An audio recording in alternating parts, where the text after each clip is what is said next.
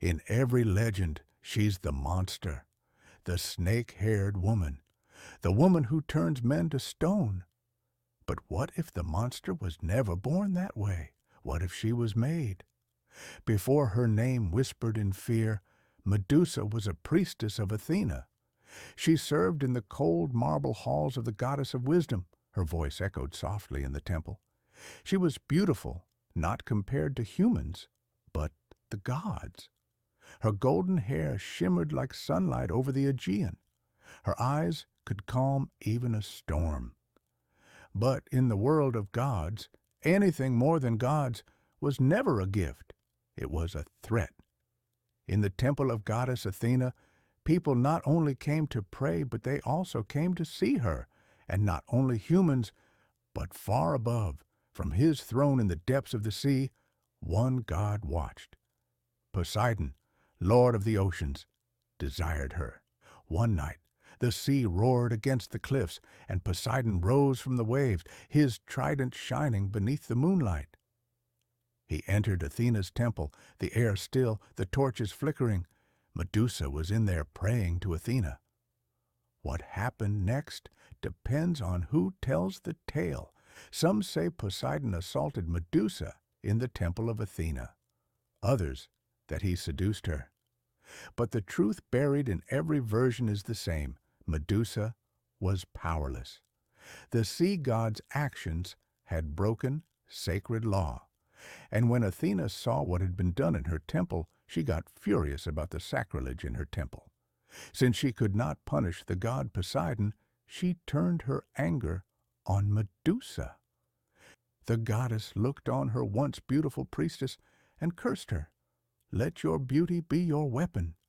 Let any man who dares gaze upon you see not desire, but death.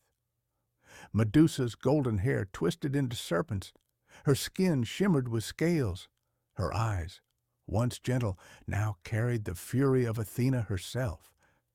The temple's marble cracked as she screamed in pain and agony. She was cursed by the very goddess she worshipped day and night. Any man who looked into the eyes of Medusa turned into a stone. Any person whose lust took over their mind turned into a stone. 'Cause Medusa's beauty was no more meant to be seen as a boon, but as a curse. From that day on, Medusa was cast out. She fled to the edges of the world, to a desolate island called Sarpedon, alone. The winds carried stories of her, of a woman cursed by gods, whose very gaze could turn life into stone. But in her solitude, something changed.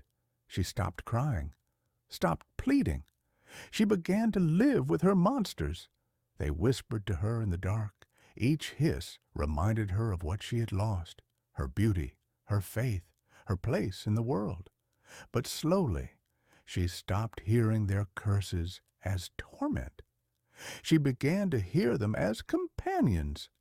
The snakes were all she had, and in their silence she found strength. She no longer flinched at her reflection. She no longer wept for the girl in the temple. That girl was gone, devoured by gods and men who feared their own desires. Medusa had become something they couldn't touch, something they couldn't name. The curse meant to break her had turned her into a myth that would outlive them all. When men came with swords and stories of glory, they found only silence and stone.